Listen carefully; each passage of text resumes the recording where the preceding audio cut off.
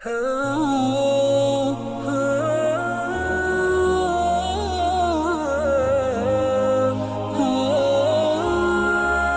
پاک صلی اللہ تعالیٰ علیہ وآلہ وسلم نے 3 باتیں ارشاد فرمائیں۔ سب سے پہلے حضور نے نجات کے لیے جو بات ارشاد فرمائی وہ بڑی قابل غور ہے اور سمجھنے والی ہے۔ حضور علیہ السلام نے پہلی بات ارشاد فرمایا اگر تو نجات چاہتا ہے تو اپنی زبان کو اپنے قابو میں رکھ، اپنے بولنے پر کنٹرول کر، تول کے بولنا شروع کر، اپنے لفظوں کی حرمت کا خیال کر۔ اپنی زبان پر جو بندہ کنٹرول پا گیا یہ پہلی علامت ہے نجات کی۔ اور ایک مقام پہ نبی پاک علیہ السلام نے یوں بھی بیان فرمایا تم مجھے گارنٹی دو 2 چیزوں کی اور مجھ سے گارنٹی لے لو جنت کی۔ فرمایا تم مجھے اپنی 2 ٹانگوں کے درمیان شرمگاہ کی اور 2 جبڑوں کے درمیان زبان کی گارنٹی دے دو اور میں اللہ کا محبوب ہو کے تمہیں جنت کی گارنٹی دیتا ہوں۔ پہلی بات نجات کے لیے نبی پاک علیہ السلام نے یہ ارشاد فرمائی کہ اپنی زبان کو اپنے قابو میں کر، اس پر کنٹرول کر۔ اور دوسرا فرمایا تیرا گھر تیرے لیے کافی ہے، ادھر ادھر بلا وجہ نہ گھوما کر، بغیر سبب کے بہت ساری مجالس میں نہ جایا کر، ضرورت کے لیے جائیں، خیر پانے کے لیے جائیں، اچھے ارادوں سے سفر کریں۔ گئے ہمارے صوفیاء علماء دور دراز کے سفر کیے محدثین نے، کس لیے؟ حضور کی احادیث کو جمع کرنے کے لیے، نبی پاک علیہ السلام کے فیضان سے حصہ پانے کے لیے۔ لیکن فرمایا ادھر ادھر نہ، کچھ لوگوں کو بڑا شوق ہوتا ہے اس مجلس میں بھی جائیں گے، اس محفل میں بھی جائیں گے، اس کی بھی سنیں گے، اس کی بھی سنیں گے، نتیجہ یہ رہے گا کہ بے یقین ہو جائیں گے، اپنے گھر سے نکلیں گے، گھر گھر پھریں گے، کسی گھر کے نہیں رہیں گے۔ تیرے لیے تیرا گھر کافی ہے، اپنے گھر رہ، اپنا گھر جو ہے وہ تجھے کفایت کرے، اپنے گھر میں قیام کر۔ یہ دوسری علامت ہے نجات کے لیے۔ اور تیسرے نمبر پہ نبی اکرم صلی اللہ تعالی علیہ وسلم نے فرمایا اگر تو نجات چاہتا ہے نا تو اپنی خطاؤں پہ رویا کر، اپنی خطاؤں پہ آنسو بہا، اپنے آپ پہ رو، اگر چاہتا ہے کہ بچ جائے۔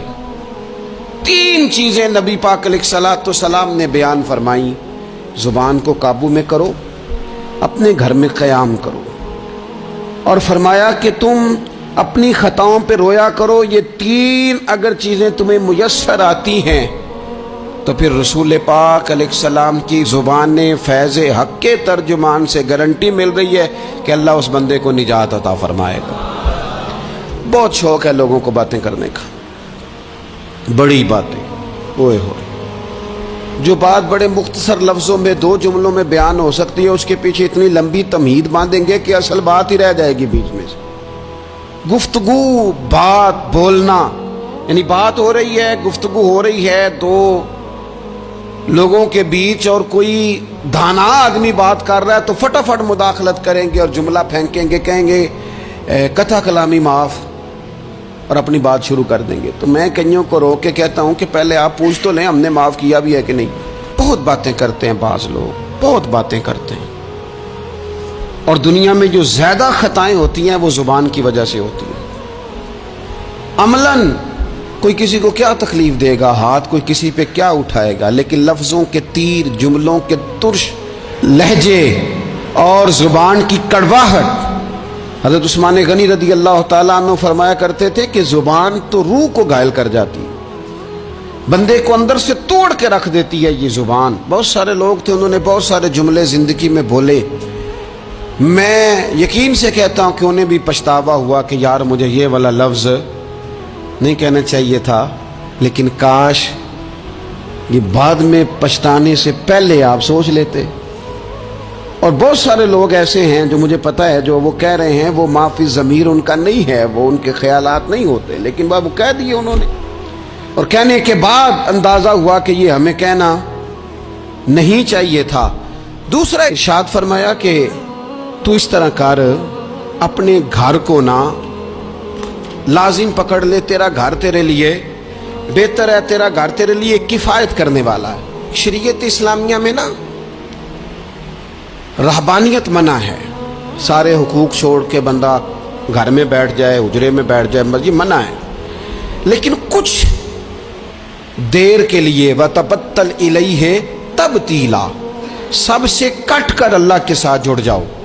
कुरान मजीद ने कहा वो क्या है कि कुछ देर के लिए खलवत ज़रूर इख्तियार, जैसे आप इत्काफ में बैठे हैं, सबसे कट के अल्लाह के घर आ गए, ये कुछ देर के लिए ये काम करने का ज़रूर हुक्म दिया गया है। आप देखिए हज़रत मूसा अलैहिस्सलाम, इस्लाम में रहबानियत नहीं, सारे हुकूक छोड़ के जाना नहीं, लेकिन कुछ देर के लिए, थोड़ी देर के लिए हज़रत मूसा अलैहिस्सलाम 40 दिन के लिए गए ना कोहे तूर पे, फिर अल्लाह ने तो रात अता फरमाई।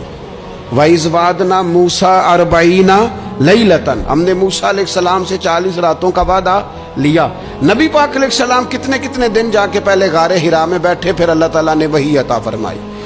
तो कुछ अपने घर में वक्त गुजारें, इबादत में वक्त गुजारें, अल्लाह की याद में वक्त गुजारें, सारा वक्त घूमने में फिरने में ज़ाया न कर दे। कुछ लोग ऐसे इबादत के लिए बिठाओ तो थके हुए हैं, और उनसे को कहीं जाना है तो वो तैयार बैठे हैं। तो कुछ औकात अपने इस पर भी लगाएं। और तीसरी बात जो इरशाद फरमाई गई वो ये है कि अपनी ख़ताओं पे रोया जाए।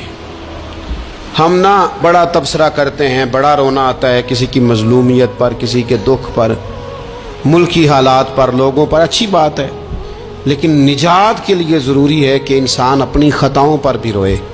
और नबी अकरम सल्लल्लाहु ताला अलैहि वसल्लम ने फरमाया कि अगर तुम्हें अल्लाह के खौफ से आँख से इतना कतरा भी नसीब हो गया जितना मक्खी और मच्छर का पर होता है, तो अल्लाह तबारक व तआला, इतना भी तुम्हारी आँख से आंसू निकल गया तो जिस तरह भैंस के थनों से निकला हुआ दूध दोबारा थनों में नहीं जाता, तुम भी दोज़ख में नहीं जाओगे।